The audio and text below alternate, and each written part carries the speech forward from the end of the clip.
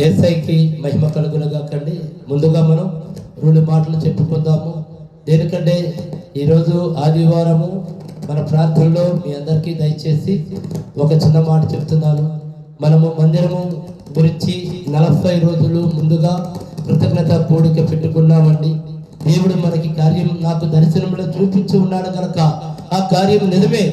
దేవుడు దర్శనంలో చూపించాడు అంటే ఆ కార్యం మనకి నిజమే అని నేను దేవుడి పట్ల పరిపూర్ణ విశ్వాసంతో నమ్మకంతో నేను 40 రోజులు కృతజ్ఞత కూడిక పెట్టి ఉన్నాను. ఇవాళకి 28వ రోజు అండి. దయచేసి ఇంకా 12 రోజులు ఉంది.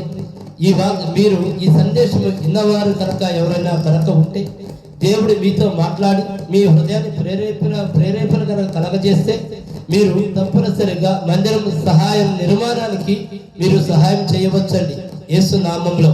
దేనికనంటే నాతో మాట్లాడి నాకు చూపించిన దేవుడు మీతో కూడా మాట్లాడి మీకు చూపెడతాడు. ఆ విశ్వాసం నాకుంది యేసయ్య పట్ల. మీతో యేసయ్య అలా మాట్లాడి మీకు ప్రేరేపణ కలగజేసి మీరు మందిరానికి డొనేట్ చేయాలి అనుకంటే ఖచ్చితంగా కింద మన యూట్యూబ్ ఛానల్లో ఈ సందేశం వింటున్న మీ అందరికీ టీవీ దాంట్లో స్క్రోలింగ్ వస్తూ ఉంటుంది. దాంట్లో మా ఫోన్ నెంబర్లు, మినిస్ట్రీ పేరు, అకౌంట్ నెంబరు, తర్వాత వచ్చేసి QR కోడ్ ఇవన్నీ ఉంటాయండి. మీరు ఎవరైనా డొనేషన్ చేయాలనుకున్నా QR కోడ్ చేయొచ్చు, అకౌంట్కి చేయొచ్చండి. అదే కాకుండా మీరు ఎవరు డొనేషన్ చేసినా చేయకపోయినా మీ ప్రార్థన అవసరాలు ఏమున్నా సరే మాకు ఫోన్ చేయవచ్చండి. మేము తప్పనిసరిగా మీకు ప్రార్థన చేస్తానికి సిద్ధముగా ఉన్నామండి. మా వంతు సహాయము. అదే విధముగా ఈ సందేశం విన్నవారు ఎవరైనా సరే మీరు మాకు డొనేషన్ చేయలేకపోయినా మందిరం కొరకు మాత్రం తప్పనిసరిగా ప్రార్థన చేయమని అడుగుతున్నా. నేను మిమ్మల్ని అందరినీ కూడా ప్రార్థన అవసరతను కోరుకుంటున్నా. మనకి అన్నింటికన్నా కూడా ముఖ్యమైన పని ఏమనగా ప్రార్థన. మందిరం కోసము ప్రార్థన చేయండి. దేవుడు అద్భుతాలు చేసే దేవుడు కాబట్టి నేను ముందుగానే కృతజ్ఞత కూడిక 40 రోజులు పెట్టుకొని ఉన్నాను. 28 రోజులు దేవుడు ముందుకు తీసుకెళ్ళాడు. ఆ 12 రోజులు కూడా ముందుకు తీసుకెళ్తాడండి. మీలో ప్రేరేపణ కలిగిన బిడ్డలు ఎవరైనా కనుక ఉన్నట్లయితే మందిరము కొరకు మీ వంతు సహాయము చేయమని యేసు నామములో అడుగుతున్న. దేవుడు ప్రేరేపణను బట్టండి. నేను అడిగాను మాత్రం ఎవరో చేయదు. దేవుడు మీ హృదయంలో మీతో మాట్లాడి మీకు ప్రేరేపణ కల్పిస్తేనే చేయమని అడుగుతున్నాను. మీ అందరికీ వందనములు. అదే విధముగా మనం ఇప్పుడు వాక్య భాగంలోకి వెళ్దాము. యెషయా గ్రంథము, యెషయా 41:10, 41వ అధ్యాయము 10వ వచనం చూడండి. యెషయా 9 దగ్గర నుంచి చదువు. భూదిగంతముల నుండి నేను పట్టుకొని దాని కొనల నుండి పిలుచుకునేవాడా, నీవు నా దాసుడవనియు నేను నిన్ను ఉపేక్షింపక ఏర్పరచుకుంటునని నేను నీతో చెప్పి ఉన్నాను. నీకు తోడై ఉన్నాను. భయపడకము, నేను నీ దేవుడినై ఉన్నాను. 13 వరకు చదువు. దిగులు పడకము, నేను నిన్ను బలపరుతును. నీకు సహాయము చేయవాడును నేనే. నీతియను నా దక్షిణ హస్తముతో నిన్ను ఆదుకొందును. నీ మీద కోపపడిన వారందరూ సిగ్గుపడి విస్మయమొందెదరు. నీతో వాదించువారు మాయమై నశించిపోవుదురు. నీతో కలహించు వారిని నీవు వెతుకుదువు గాని వారిని కనుగొనలేకపోవుదు. నీతో యుద్ధము చేయువారు మాయమైపోవుదురు, అపావుదురు అవుదురు. నీ దేవుడినైనా యెహోవానగు నేనే. భయపడకము, నేను నీకు సహాయము చేసేదనని చెప్పుచు నీ కుడి చేతిని పట్టుకొనుచున్నాను. చూడండి, మనకి ఎవరున్నారు ఈరోజు? మనతో ఎవరు మాట్లాడారండి? దేవుడు వాగ్దానం మనతో మాట్లాడింది. అంటే దేవుడు మనతో మాట్లాడుతున్నాడు. మనం ఎందుకు భయపడాలండి? ఆయన మనకి తోడై ఉన్నాడు. ఏమంటున్నాడు? మన శత్రువుల్ని మన కంటికి కనపడకుండా చేస్తా అన్నాడు. అంటే ఈ లోకంలో మనకి శత్రువులు ఎవరు అనగా అందరికీ తెలుసండి. మన శత్రువు ఎవరనగా అపవాదే. ఆ అపవాదిని మన కంటికి కనిపించకుండా చేస్తాడు. ఆయన మనం నమ్మాలి అంతవరకే. మళ్ళీ ఫస్ట్ నుండి చదవము ఒకసారి. భూదిగంతముల నుండి నేను పట్టుకొని దాని కొనల నుండి పిలుచుకున్న వాడ. చూడండి ఏమంటున్నాడు? ఆయన మనల్ని పిలుచుకున్నాడు. భూదిగంతముల నుండి కూడా నేను కావాలి, నువ్వు కావాలి, మనము కావాలి అని ఆయన పిలుచుకున్నాడు. ఎందుకు?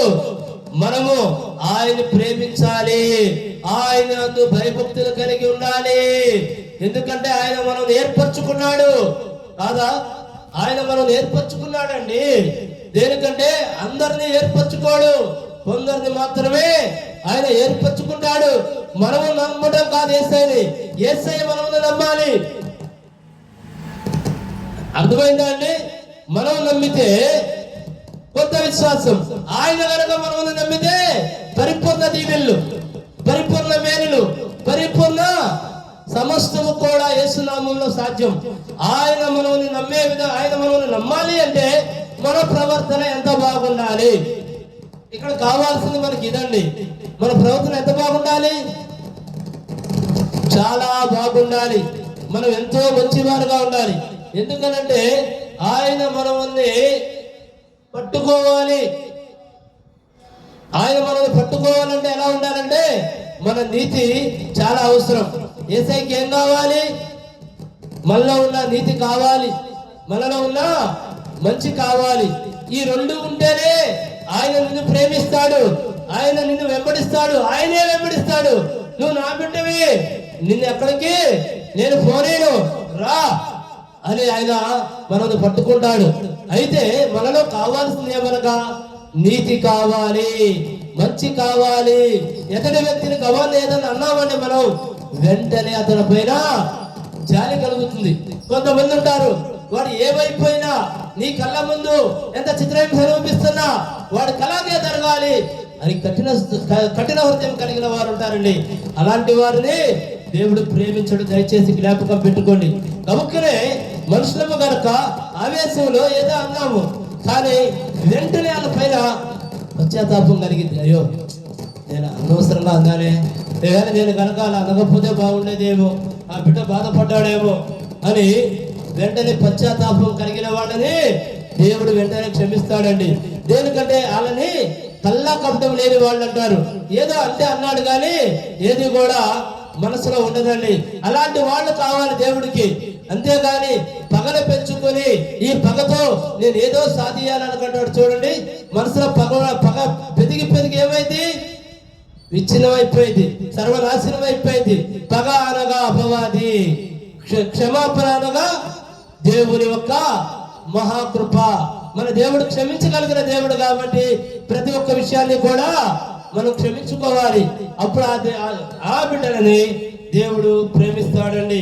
ఎందుకంటే మనకి ఎలాంటి దేవుడు? మన దేవుడు తోడై ఉండే దేవుడు. ప్రతి ఒక్క విషయంలో కూడా ఇప్పుడు మనం చెప్పుకున్న వాక్యములో ఏమని చెప్తున్నాడు? నేను తోడయ్యే ఉన్నా, నువ్వేమీ భయపడాల్సిన పని లేదు అని చెప్తున్నాడు. ఇంకా కొద్దిగా ముందుకెళ్ళము.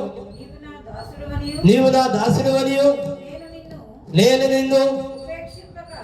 నిన్ను ఉపేక్షింపక ఏర్పరచుకున్నా. మనం ఎవరు ఏర్పరచుకున్నాడమ్మా? దేవుడు ఏర్పరచుకున్నాడు. లేకపోతే మనం ఈ రోజున నేను ఈ వాక్యం చెప్పగలిగేవాడినా, దేవుడు సేవలు నడిపించగలిగేవాడినా? చెప్పండి. ఆయన ఏర్పరచుకోవాలి. ఆయన ఏర్పరచుకొని ఆయన బిడ్డగా ఆయన రక్తంలో మనల్ని కడుక్కోవాలమ్మా. పవిత్రపరచుకున్నాడు. దేవుడి నామాన్ని మనము చెప్పగలుగుతున్నామంటే, ఆయన సువార్తని మనం చెప్పగలుగుతున్నామంటే ఆయన ఏర్పరచుకుంటేనే. నాకు నేనుగా అనుకంటే సువార్త ప్రకటించలేను, నీకు నువ్వుగా అనుకంటే సువార్త ప్రకటించలేము. ఆయన ఏర్పరచుకోవాలి మనల్ని. రా నువ్వు నా పని చేయకు, రా నేను నిన్ను పిలుచుకుంటున్నాను, నువ్వు నా సొత్తు అని ఆయన దాసుడుగా ఆయన ఏర్పరచుకోవాలండి. అందరూ చేయలేరండి. ఎలాంటి ఉద్యోగాలన్నా చేయగలుగుతారేమో కానీ దేవుడి సువార్త అందరూ చేయలేరు. ఆయన పిలుపు లేకుండా, ఆయన ఏర్పరచుకోకుండా అందరూ చేయలేరు. చక్కగా అందరూ వాక్యం అయితే వినగలుగుతారు కానీ ఆ వాక్యాన్ని చెప్పాలి అన్నా దేవుడు ఒక పిలుపు ఉండాలండి. లేకపోతే చెప్పడం సాధ్యం కాదు. నిజమండి ఇది. దేవుడు అందుకే ఇంకోసారి చదవమ్మా, నీవు నా దాసుడు అని నేను నిన్ను ఉపేక్షింపగా ఏర్పరచుకుంటునని. చూడండి, ఆయన ఏర్పరచుకున్నాడు మన దాసుడుగా. ఆయన మనల్ని ఏర్పరచుకున్నాడు గనక మనము ఆయన పని చేయగలుగుతున్నాం. కాదంటారా? ఖచ్చితంగా ఆయన ఏర్పరచుకున్నాడు మనల్ని. ఇంకా చదువమ్మ ముందుకెళ్ళు. నేను నీతో చెప్పి ఉన్నాను, నీకు తోడై ఉన్నాను. చూడండి ఏమంటున్నాడు, నేను నీతో చెప్పి ఉన్నాను, నేను నీకు తోడై ఉన్నాను. ఈ రోజు మన అంశం ఏమిటి? తోడై ఉన్నా దేవుడు మనకి. దేనికంటే ఆయన తోడు లేకుండా మనం ఈ నడిపింపలేమండి. ఆయన తోడు లేకుండా మనం వాక్యం చెప్పలేము.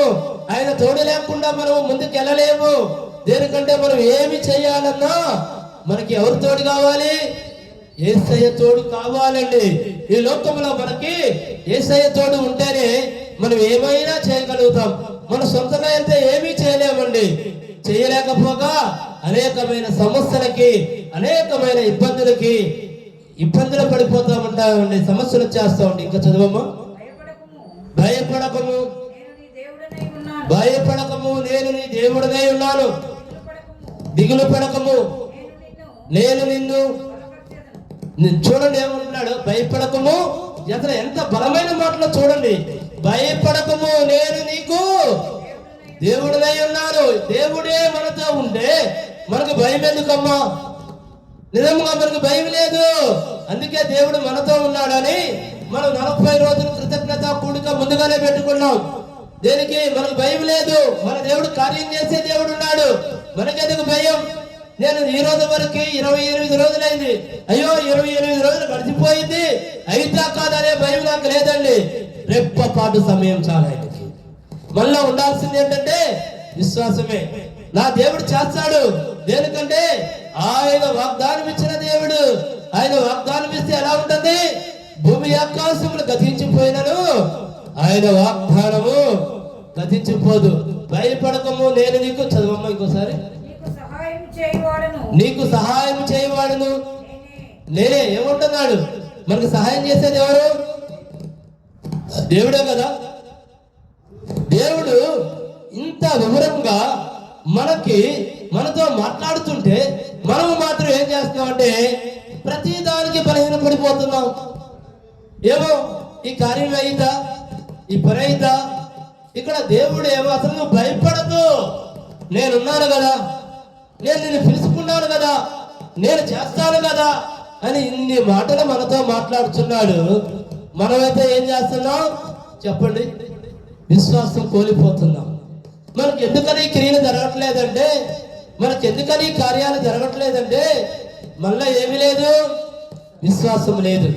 విశ్వాసము కనుక ఉంటే అంతకుముందు వారంలో అనుకుంటా మనం చెప్పుకుంది, విశ్వాసము కనుక మనలో ఉంటే జరిగింది, ఎవడైనాను ఈ కొండ లేచెల్లి ఆ సముద్రంలో పడమంటే పడితేనే దేవుడు మనతో మాట్లాడున్నాడు. ఎందుకంటే మనలో ఏమి కావాలి? విశ్వాసం కావాలి.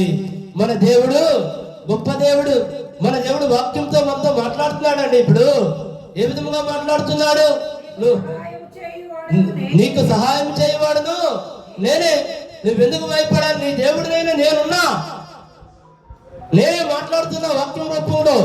నువ్వు దేనికి భయపడవద్దు, మనం దేనికి భయపడకూడదు. చక్కగా మాట్లాడుతున్నాడండి. ఇంత నమ్మకమైన మాటల్ని మనం ఎలా మర్చిపోతున్నాము కనుకే కార్యాలు జరగటంలా. ఎప్పటికప్పుడు మనము బలపడాలి అంటే మనం ఏం చేయాలంటే అండి, బైబిల్ చదువుకుంటా ఉండాలి. దేనికంటే బైబిల్ చదువుతుంటే దేవుడు మనతో వాక్యం ద్వారా మాట్లాడుతూ ఉంటాడు. ఎప్పటికప్పుడు మనం నూతన బలాన్ని పొందుకున్నట్లుగా ఎప్పటికప్పుడు మనం విశ్వాసాన్ని పొందుకుంటా ఉండాలండి. అప్పుడు మనకు అసలు ఇక భయం లేదు. అంటే బలహీనపడం, విశ్వాసములో బలహీనపడమండి. బలహీనపడకూడదు విశ్వాసం. ఇంకా ముందుకెళ్ళమ్మా. నీతి అను నా దక్షిణ హస్తముతో నిన్ను ఆదుకుందును. ఏం కావాలమ్మా? మనలో ఏముండాలి? ఆయన ఎప్పుడు నీతిమంతుడే. మన దేవుడు నీతిమంతుడు, యథార్థవంతుడు, సత్యవంతుడు కాదా? ఆయనే నీతి. అంటే ఆయనే నీతి అనేది అక్కడ నుండే పుట్టింది, ఆయనలో నుండే వచ్చింది. మనలో కూడా ఏముండాలి? నీతి అను ఆయన దక్షిణ హస్తం నిన్ను ఆదుకును. ఆయనలో ఉన్న నీతి మన దగ్గరికి రావాలి అంటే మనలో ఏముండాలి? మనలో కూడా నీతి ఉండాలి. అప్పుడు ఏం జరిగింది? ఆయన దక్షిణ హస్తము మన మీద ఉంటుందండి. అందుకే మనందరం కూడా నీతిగా బ్రతకాలి. ప్రభు మేలుని పొందాలన్నా, దేవుడి దీవెనలు కావాలన్నా, దేవుడి ఆశీర్వాదములు కావాలన్నా, ఐశ్వర్యం కావాలన్నా మనం ఎలా బ్రతకాలి? నీతిగా బ్రతకాలి. నీతి అంటే నీతిగా ఉన్న పిల్లలంటే దేవుడికి బహుగా ఇష్టం అండి, చాలా ఇష్టం. దేనికి?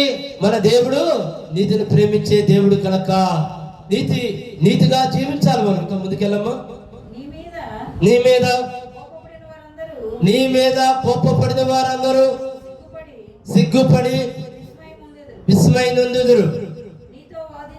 నీతో వాదించువారు మాయమై నశించిపోదురు. చూడండి, అడుగడుగున మన పైన శత్రువుని తయారు చేస్తా ఉంటుంది. మనం ఏమి అనాల్సిన పని లేదండి. ఊరుకునే మన మీదకి కలదూతా ఉంటారు చాలా మంది. మనం ఏమి దూషించం. కానీ ఇవన్నీ ఎవరు ప్రేరేపణలు? అపవాది ప్రేరేపణలు. అందుకే బైబిల్లో ఏమని దేవుడు మనతో మాట్లాడుతున్నాడు? నిన్ను దూషించే వారిని చదువు. నీ మీద కోపపడిన వారిని సిగ్గుపడి విస్మయం నొందుదురు. నీతో వాదించు వారిని మాయమై నశించిపోదురు. మనం వాళ్ళతో వాళ్ళు మన మీద దూషిస్తున్నారు అనుకోండి, మనము కూడా ప్రతి దూషణ చేయకూడదు. మనం ఎవరి దగ్గర ప్రార్థన చేయాలి? దేవుడి దగ్గర కనుక మనం ప్రార్థన చేసినట్లయితే వాళ్ళు ఏమైపోదురు అని ఉంది? నశించిపోదురు. వాళ్ళు కాలు దువ్వారు కదా అని, వాడు 10 మందిని తీసుకొచ్చాడు కదా అని మనము కూడా 10 మందిని తీసుకెళ్ళి మనము కూడా కాలు దువ్వితే అక్కడ ఏమవుతారు? దేవుడు మాటలు అతిక్రమించిన వారు అవుతారండి. వాడు దువ్వాడా? వాడు కాలు దువ్వాడా? దువ్వని వాడు మన మీదకి వచ్చాడా? రాని. నువ్వు చేయాల్సిన పని ఏమనగా మౌనముగా ప్రార్థన చేయి. నీ పక్షముగా అక్కడ దేవుడు కార్యం చేస్తాడు. వాళ్ళని ఎలా చేస్తా అన్నాడు? నశింపజేస్తా అన్నాడు కాదా? చదవమ్మా. నీతో కలహించే వారిని నీవు వెతకదువు, కానీ వారిని కనుగొనలేం. అంటే దేవుడికి మన కంటికి కనపడకుండా చేస్తామంటే ఏంటి చెప్పండి? ఇక వారు మన కంటికి కనపడరు. శత్రువు అనేవాళ్ళు మన కంటికి కనపడకుండా ఉండాలి అంటే మనం ఏం చేయాలి? ప్రార్థన చేయాలి. మనం కనుక బలమైన ప్రార్థన చేస్తే ఏ శత్రువు కూడా మన కంటికి కనపడ్డండి. శత్రువు ఎప్పుడైతే మన కంటికి కనపడకుండా ఉంటాడో నీ జీవితంలో ఏం మొదలైంది? అద్భుతాలు మొదలవుతాయి, ఆశ్చర్యకార్యాలు మొదలవుతాయి. మీరు ఏదనుకంటే ఆ కార్యం జరిగింది. దేనికంటే నేను అడ్డగించేవాడు నీ కంటికి లేడు, నీకు ఆపడానికి లేడు కదా. అవునా? మనం ఏమైతే అనుకుంటామో ఆ కార్యము స్ట్రైట్ గా నెరవేరింది. దేనికి? శత్రువు అనేవాడు ఉంటే కదా దాన్ని ఆటంకపరిచేది, దాన్ని ఆపేది. అందుకని శత్రువుని దూరపరిచి నీ కంటికి కనపడకుండా దేవుడు చేసినప్పుడు ఏం జరిగింది? మీరు ఏ పని అయితే అనుకుంటారో మీ దగ్గరికి స్ట్రైట్ గా వచ్చింది. దేవుడి దీవెనలు మీతోనే ఉంటాయి. దేవుడు ఒక ఆశీర్వాదం మీలోనే ఉంటుంది, ఐశ్వర్యం మీలోనే ఉంటుంది, ప్రేమ మీలోనే ఉంటుంది. అన్ని కూడా మనలోనే ఉంటాయండి. మనమన్నీ అడ్డగించే వారు లేనప్పుడు మనకి డైరెక్ట్ దారే కదండి. దేవుడి దగ్గర నుండి డైరెక్ట్ అన్నమాట. నువ్వు ఏమి అడిగితే అది ఆయన నీకు ఇచ్చేస్తాడు. ఇంకా ముందుకెళ్ళమ్మా. నీతో యుద్ధం చేయవారు చూడండి ఏమంటున్నాడు, నీతో యుద్ధం చేయవారు మాయమైపోదురు. మనతో నిరంతరం యుద్ధం చేసేది ఎవరండి చెప్పండి? మనకి కనపడిన శత్రువు ఎవరు? మనతో యుద్ధం చేసేది ఎవరు? మనతో యుద్ధం చేసేది మనకి కనపడిన శత్రువు ఎవరంటే అపవాది. ఇక వాడు నీకు అసలు కనపడకుండా మాయమైపోతాడంటే వాడు ఫిక్స్ అయిపోతాడు, వీళ్ళు దేవుడి బిడ్డలు, వీళ్ళ జోలికి నేను వస్తే ఎవరు ఊరుకోరు? అలా నాన్న ఊరుకోడు. అలా నానంటే ఎవరు? దేవదేవుడు యేసయ్య, ఆయన ఊరుకోడు. దేనికి? మన మన తండ్రి పట్టుకొని ఉంటాడు గనక మన దగ్గరికి ఇంకా మన శత్రువు మన దగ్గరికి చేరగలుగుతాడా? మనతో పొద్దుకొక్కులు జగడమాడగలుగుతాడా? పూర్తిగా నిర్ణయించుకుంటాడు. కానీ ఇక్కడ మీరు ఒకటి గుర్తుపెట్టుకోవాలి, దేవుడు సన్నిధానానికి రావడానికి ముందే నీకు అన్ని శోధనలు ఎదురవుతాయండి. ఎప్పుడైతే ఆయన సన్నిధానానికి వస్తావో ఇవన్నీ మాయమవుతాయి. ఇప్పుడు అక్కడ వాక్య భాగం అదే. దేనికంటే మనం దేవుడు సన్నిధానానికి వాడు మనల్ని ఎలా దేవుడు అటకాయిస్తూ ఉంటాడు, అన్ని ఇబ్బందులు పెడతా ఉంటాడు, అన్ని సమస్యలు తీసుకొస్తాడు, అన్ని అప్పులు తీసుకొస్తాడు. దేనికి? నిన్ను అక్కడ దాకా పోనీడు. అక్కడ దాకా కలగకపోతే ఏడేమవుతాడు? మాయమైపోతాడు. దేనికి? ఆపడానికి వాడు తరం చాలదు కదా. అందుకే వాడు మనం ఈ సమస్యలను మొత్తం కూడా జయించాలి. జయించాలంటే నీకు నువ్వుగా జయించలేవు, నాకు నేనుగా జయించలేను. యేసయ్య వైపు చూడాలి. యేసయ్యా, ఈ కష్టాలతో నాకు సంబంధం లేదు తండ్రి, అయ్యా నేను నీ మార్గంలో నడవాలి. నాయనా నన్ను బలపరచు, విశ్వాసములో నన్ను బలపరచు తండ్రి. అయ్యా ఈ బలహీనపరిచే వాటి వైపు నేను చూడకూడదండి తండ్రి. యేసయ్యా వాటి వైపు నేను చూస్తే బలహీనపడతానేమో, నేను నీ వైపే చూడాలి. నేను బలముగా ఉండాలి. అవన్నీ వస్తానే ఉండి ఆటంకాలు అపవాదం తీసుకొస్తానే ఉంటుంది. నేను అది చూడదు, నేను నీ వైపు చూస్తాను, నేను నీ మార్గంలో నడుస్తున్నాను తండ్రి అని మనం ఎప్పుడైతే దృఢమైన ఆలోచన కలిగి ఉంటామో అండి, ఏమవుతుంది? ఇంకోసారి చదవమది. అవన్నీ మాయమైపోతాయి. నీతో యుద్ధం చేయవారు మాయమైపోతున్నారు. మనతో యుద్ధం ఎవరు చేసేది? నువ్వు ప్రభు మార్గంలో నడుస్తుంటే నీతో యుద్ధం చేసేది ఎవరు చెప్పండి? అపవాది. మనం ప్రభు మార్గంలో నడుస్తున్నాం, మనతో యుద్ధానికి వచ్చేది ఎవరు? అపవాది వచ్చింది. దేనికి? నిన్ను ఆయన దగ్గరికి చేరకుండా ఆటంకపరచాలి. ఆయన దగ్గరికి నువ్వు వెళ్ళకూడదు. వాడు తీసుకొచ్చే బాధలు ఏంటో తెలుసా? అప్పులు బాధలు తీసుకొస్తాయి, అనారోగ్యం బాధలు తీసుకొస్తాయి, శత్రు బాధలు తీసుకొస్తాయి, దరిద్రాన్ని తీసుకొస్తాయి, పని ఎక్కడా లేకుండా చేస్తే ఇవన్నీ అండి నేను అనుభవించాను.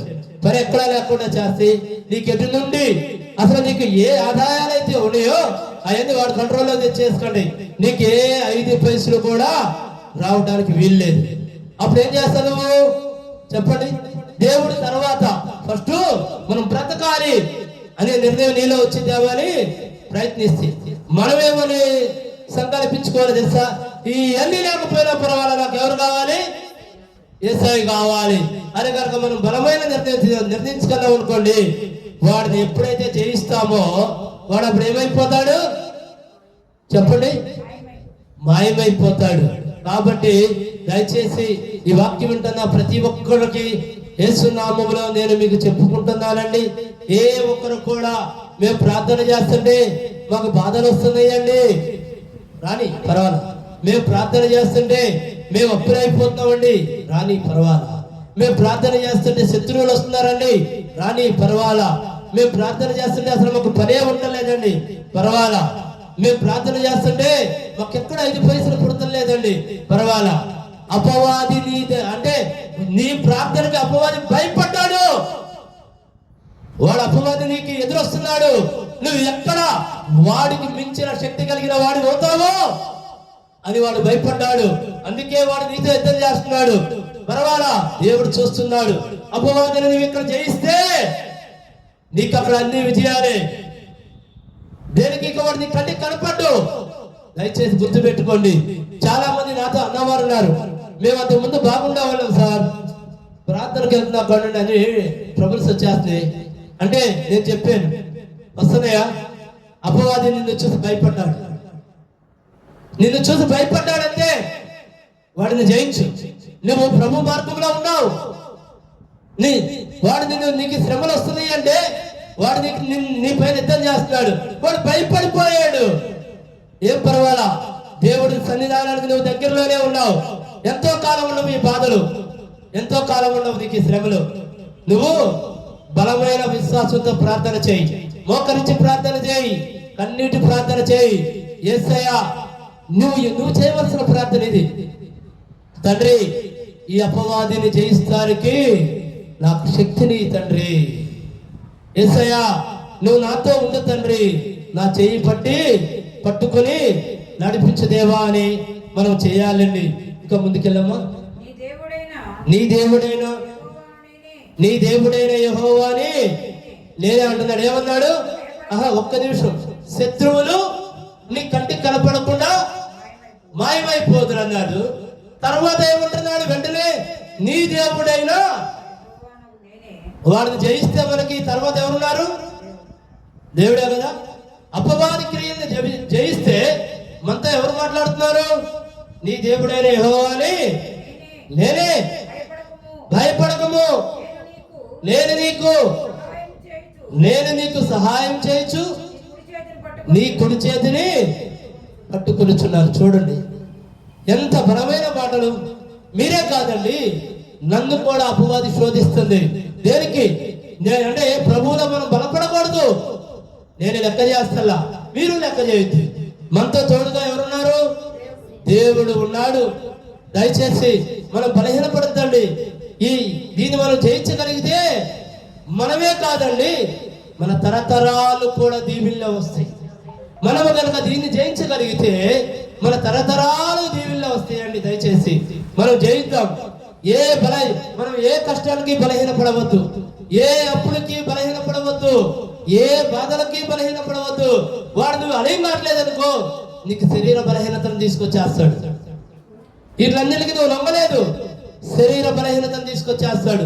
శరీర బలహీనతను తీసుకొచ్చేసి నేను ప్రార్థన చేయకుండా అడ్డుకుంటారని చూస్తాడు.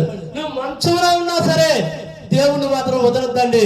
స్తుతించండి, మహిమపరచండి, ఆయన్నే గణపరచండి, ఆయన్నే ఆరాధించండి. దేనికంటే మన అపవాదిని చేయించిన వారుగా మనం తయారవుతాం. ఆ తర్వాత ఏమవుతాడు? అతను అపవాది నీ కంటికే కనపడ్డు. తర్వాత వెంటనే దేవుడు ఏమన్నాడు?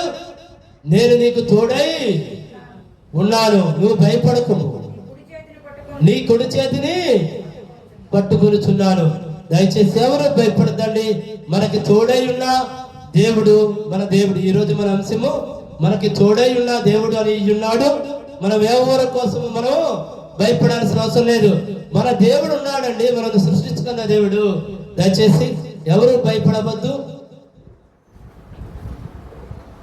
మనము మళ్ళీ ఇంకా చెప్పవలసింది ఉంది. రేపు వారము మళ్ళీ కూడా మనము దేవుడు మనకు తోడై ఉన్న దాని వాక్యం గురించే మాట్లాడుతుందాము. ఇప్పుడు ఈ వాక్యమును దేవుడు దీవించి ఆశీర్వదించును గాక. యేసయ్యకి మహిమ కలుగును గాక. దయచేసి తలలు ఉంచుకుంటే ప్రార్థన చేద్దాం. మా గొప్ప దేవ, మా యేసయ్య, మా తండ్రి, నాయన ఈ రోజు మీరు తండ్రి మంచి వాగ్దానాలతో తండ్రి, మంచి వాక్యములతో నా తండ్రి మాతో మాట్లాడి మమ్మల్ని బలపరిచారు తండ్రి. నాయన మీరు మాకు తోడై ఉన్నారు, మీరు అనే వాగ్దానాన్ని మీరు మాకు ఇచ్చారు. దేనికి భయపడద్దు, ఏ శత్రువుకి భయపడద్దు. శత్రువు మిమ్మల్ని యుద్ధం చేసి లాస్ట్కి ఏమైపోతాడు? వాడు మాయమైపోతాడనే వాగ్దానం ఇచ్చావు తండ్రి. అయా నా తండ్రి, శత్రు బలవంతుడి మీద తండ్రి మీరు మాకు అధికారం ఇచ్చిన దేవుడై ఉన్నారు కనుక నాయన ఈ రోజు మీరు మాతో తోడై ఉండి మాతో తండ్రి ఈ వాక్యములు పలికించి మమ్మల్ని బలపరిచినందుకు దేవా మీకు సమస్త మహిమ కలుగును గాక. ఈ వాక్యం నా ప్రతి ఒక్క బిడ్డని తండ్రి బలపరచమని, మీరు తోడై ఉండమని నజరేయుడైన యేసుక్రీస్తు నామములో ప్రార్థించి అడిగి వేడుకొనుచున్నాను మా ప్రియ పరలోకపు తండ్రి. ఆమేన్, ఆమేన్, ఆమేన్. అందరికీ వందనములు. ఆశీర్వాద ప్రార్థన తీసుకుందామండి. దయచేసి తలలు ఉంచుకోండి. తండ్రి కుమార పరిశుద్ధాత్మ నామములో త్రియేక దేవుని కాపుదల మనందరికీ తోడు నీడగా ఉండును గాక. ఆమేన్, ఆమేన్, ఆమేన్. అందరికీ వందనములు.